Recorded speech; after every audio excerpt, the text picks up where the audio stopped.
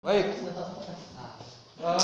Yang pertama, air sumber mata air. Kalau air kelapa, air kopi itu adalah tidak sah. Tidak untuk pakai mandi, tidak sah untuk pakai wudu, dan tidak sah untuk memandikan jenazah.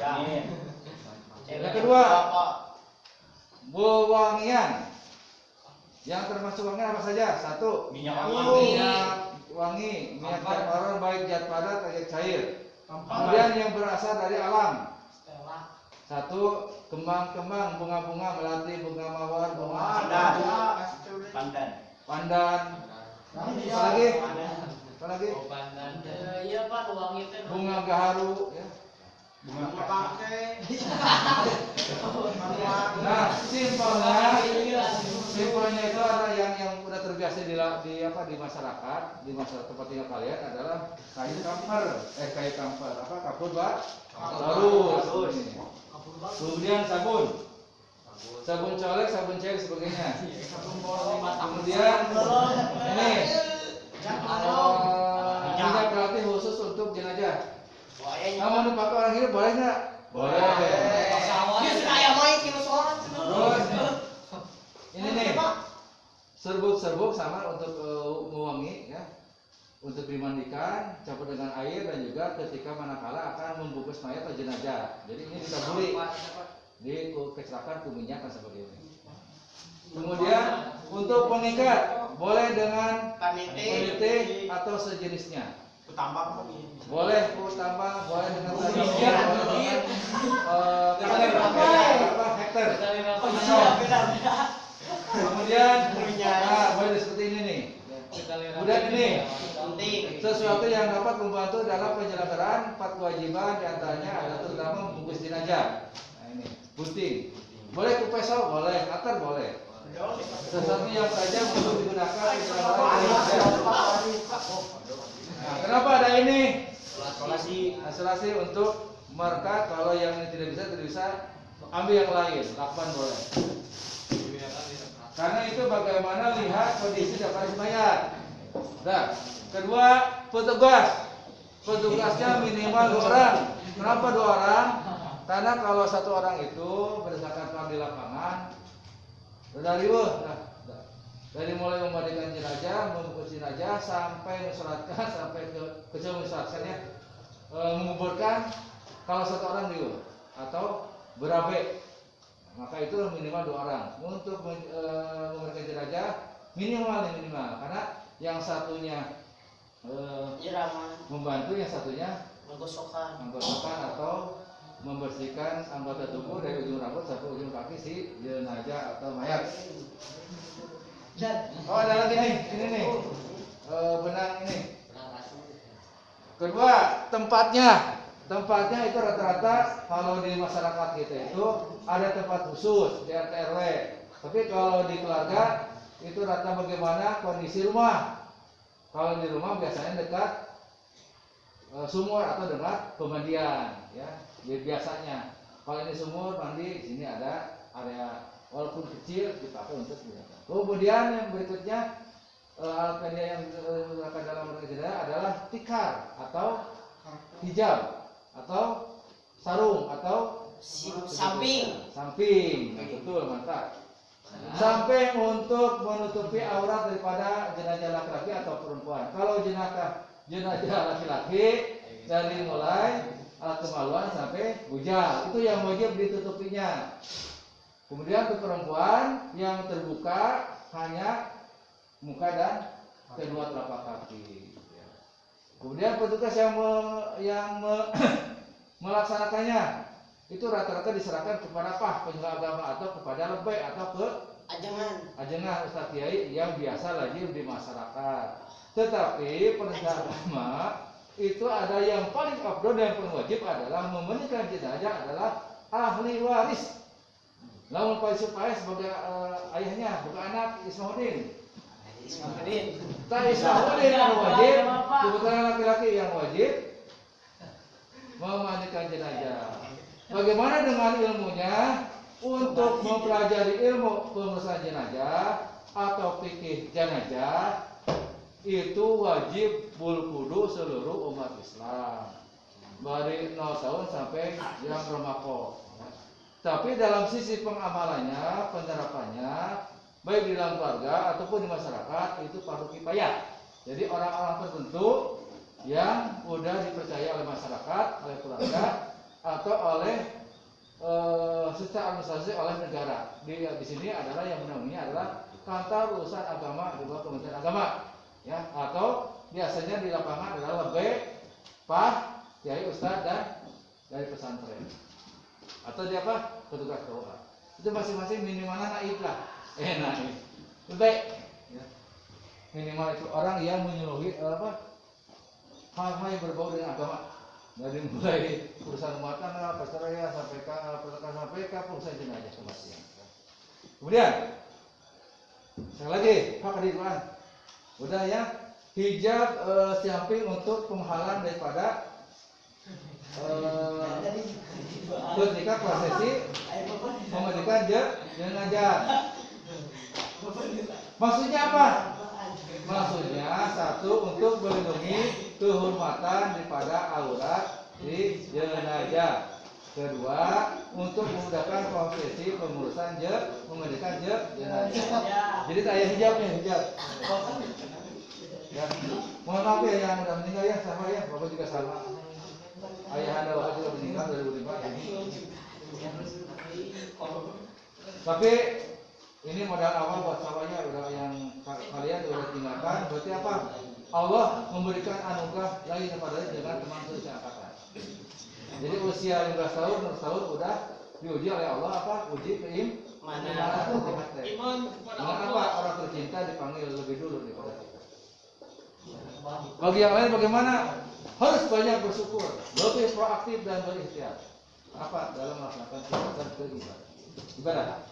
Baik, kembali sini. Jadi posisinya seperti itu ya. Jadi minimal 2 orang. Maksimal berapa orang? Maksimal salineh nawe. Lebih dari 2. Kan ngobatin 10 kumaha. Karunya main Nah, terus ukuran tempatnya. Jadi biasanya 2 minimal, maksimal 4-5. Mun 10 saya tes. Sigit benar 10. Karena posisi jenazahnya adalah budak kawahna teh. Jemburan. Ulah aneh.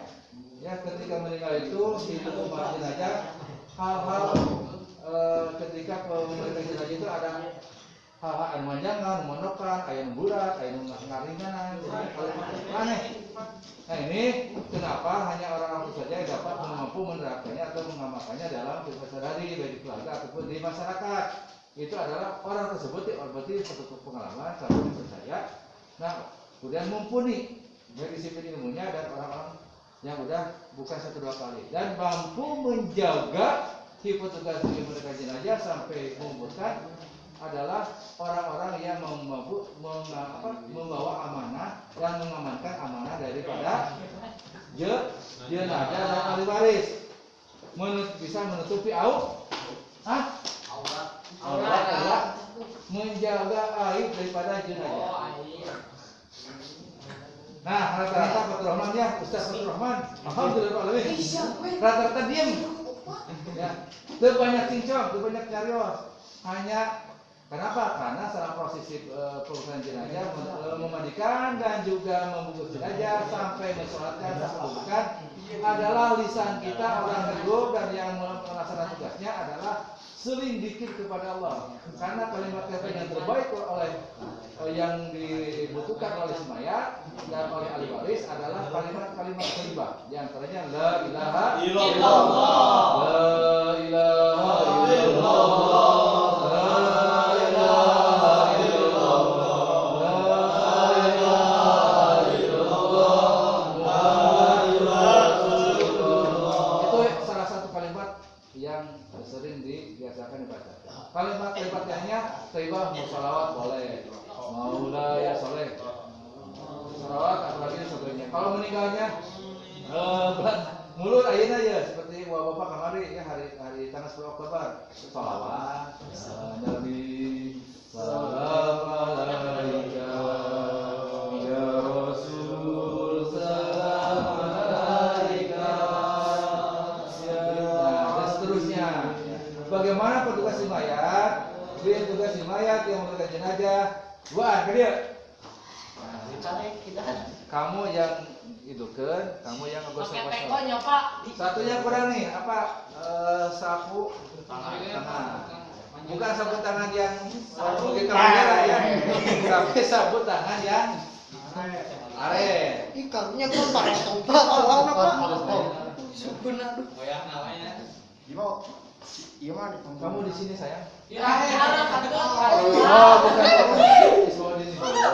Tidak Pak. Tidak Pak. Tidak Pak. Tidak. Tidak. Dimas, Dimas. Aduh. Jadi panggil.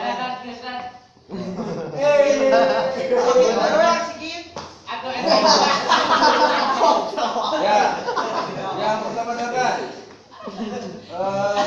karena yang membawa air pakai token atau pakai selang atau redan, kamu yang menggosok-gosok pakai sapu.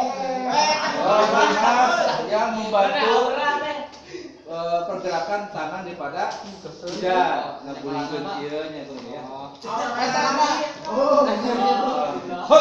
Yang pertama mengucurkan air ke seluruh tubuh. Mulai.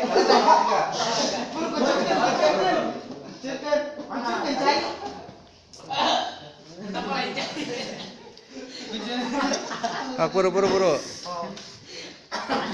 Jatuhnya air dengan telapak tangan bersamaan.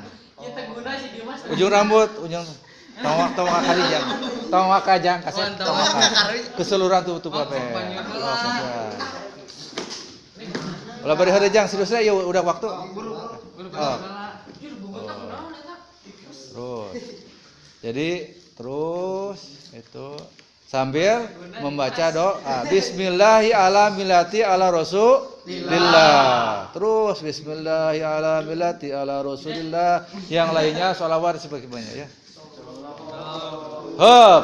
Nah, ketika ini ditekan. Nah, Pak. Tekel kieu. Sans gitu. Dikit tas. Dari sini ya. Dari atas ke bawah. Diurut. Dua panangan kasep. Nah.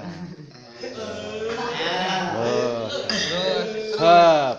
Udah. Nanti ada tanda di sini ya. Air kencing atau BAB. Kalau BAB biasanya warna coklat atau warna hitam. Sisa daripada sakaratul maut. Hop, udah kesini. Nah, sekarang air yang udah dicampur dengan air wangian, kampur kayu dan kampur baru dibubuhkan, campurkan kana cai, kana ember atau gentong dan sejenisnya. Hop, airnya mulai dengan air wangian. Kumah deui. Bismillahirrahmanirrahim. Terus kadieu terus. Dimas bantu ya.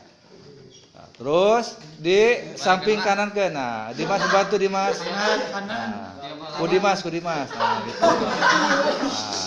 Itunya sampai ke bawah sampai ya mantap. Terus samping kirinya balik ke deui lalaunan. Ada berat pastinya teh. Nah, gitu kan. Nah, Dimas itu posisinya. Air harus bersamaan dengan jatuhnya ke telapak tangan. Terus. Nah, itu dirojok bukan dirojok, dicokel gitu. Ya, oleh. Banjur bersama dengan air. Masuk ke sana. Udah. Jadi air wangi yang campur dengan air wangian udah. Nah, yang ketiganya mewudui si jenazah. Nah, wudu mulai. Sikat gigi. Berkumur. Nah, itu. Tilu kali. Barji doa anggota wudu dibacakeun ku anu ngamadikeun. Nah,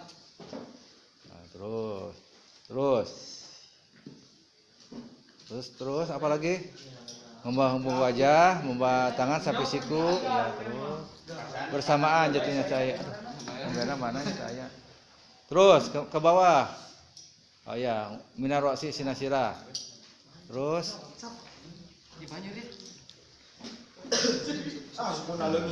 oh, udah. Jari-jarinya. Nah, udah kembali ke asal.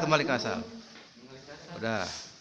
Terus kalau kedua telapak tangannya itu bagaimana situ kondisi daripada habis sakaratul maut ya. Ada yang udah langsung kaku, ada yang masih elastis si tubuh mak jenazah itu ya. Kemudian kalau yang kaku ketika sakaratul mautnya ada tangannya tidak bisa gerakan, itu wayangnya dipaksa di talian ininya ya, di talian ininya. Kemudian itu ketika sakaratul maut ada yang calangap, ada yang senyum, ada yang seri. Kan anu yang ininya mulutnya terbuka, itu diusahakan setelah di uruan langsung dikitukeun. Langsung ditalian ku tali kapan. Ya. Udah cukup sekian, udah. Ganti. Oke, foto apa motokeun? Tos. Ya demikianlah prosesi praktek pemeriksaan jenazah.